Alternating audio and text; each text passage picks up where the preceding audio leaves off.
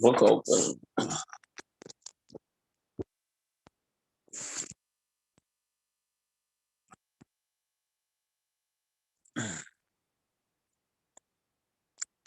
Sava.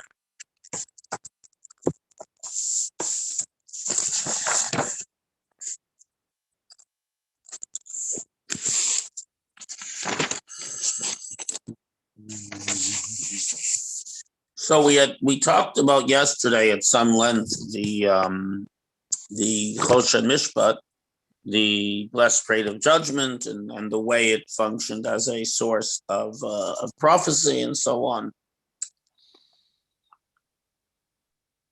So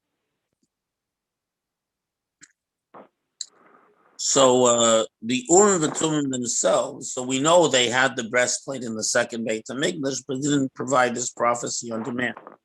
So Rashi says that Moshe was given a certain series of divine names that he wrote down on a piece of parchment, and that was folded into the pocket of the Choshen Mishpat.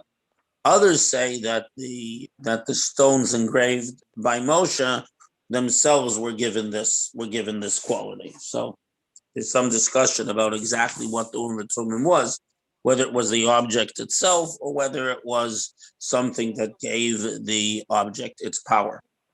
Okay. Now, okay. So next thing we come to is the outer coat. It was a long robe that supported the ephod and the Urim V'Tumim. Everything was worn over it, and there are these pomegranates of purple and red wool, and inside each of these casings is a gold bell, and some say the bells were in between, and that's what means within. And the purpose of the bells was that the bells should be heard when the Kohen Gadol entered the Kodesh, when he entered the sanctuary, the part that has the menorah and the everything but the ark, and they're supposed to hear him so that everyone would know that he's coming to do the avoda, that he's coming to do the service. Um,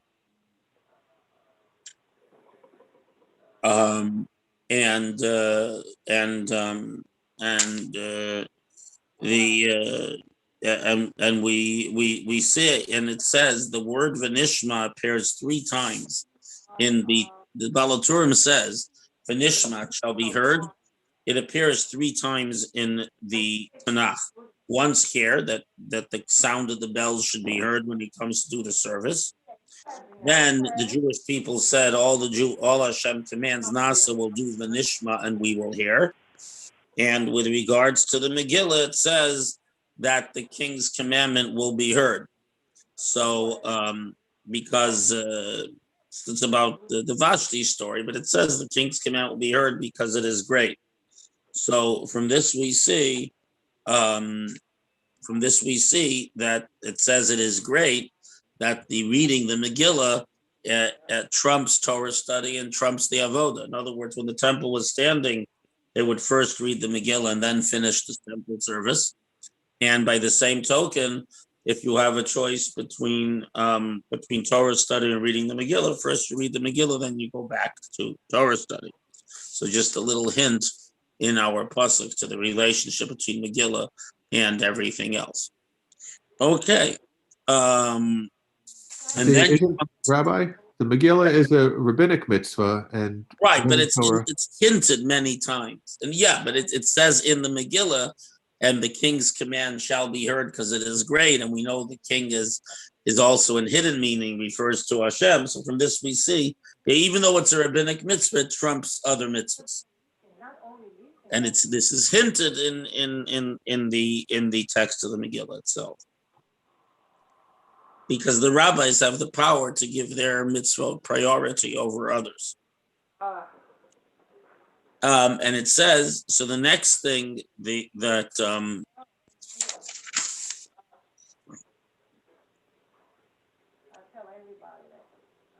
Right. So the next thing is a discussion of the garments of the priest, and the garments of the regular Kohen are white linen, and there's 4 of them. There's a pair of pants worn underneath. There's a long white coat, and then there's a turban made of a long strip of linen.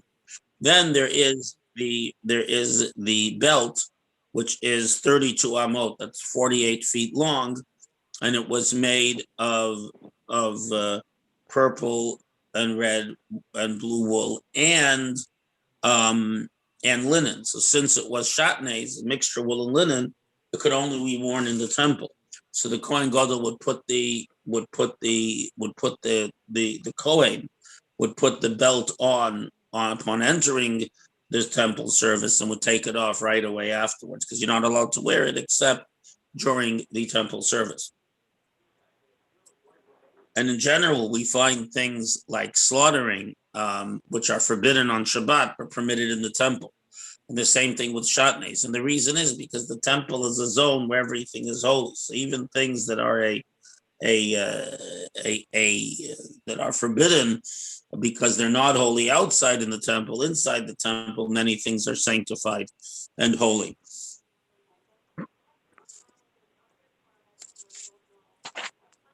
And then we begin here the discussion of the dedication of the temple, which is later fulfilled in the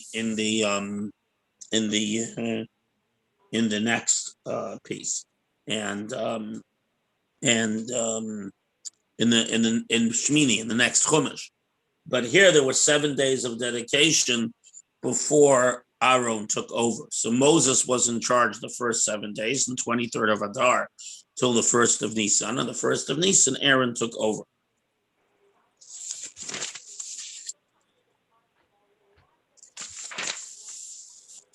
And so there's a list here of the sacrifices that were brought. And the idea was that was a full week of dedication, because that's a full cycle of creation. Then at the very end of the Parsha, because we're not going to meet Friday and we're going to meet tomorrow, even though it's a fast day.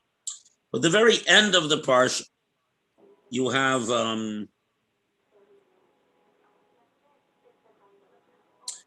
the discussion of the altar of the incense. And the reason this appears at the end is because the incense was the special mitzvah of the Kohen Gadol. The Kohanim, other Kohanim could do it, but it was the mitzvah of the Kohen Gadol. And the Ketoret is unique because it's the only thing in the Beit HaMikdash that contains, as we'll see later in Kitisa, a non-kosher ingredient. And the idea is that not just in the temple, but in the holy place, the actual sanctuary itself, even things that are ordinarily belonging to the other side can be elevated and transformed. Also the Yom Kippur service is mentioned here because blood from the sacrifices was sprinkled on the inner altar only on Yom Kippur. So that is, and we'll come back to some of the other ideas, Be'ezras Hashem, tomorrow at 12:30. And otherwise, I wish you all a wonderful day. Thank you for joining us. Thank you very much, Rabbi. Take care, everyone.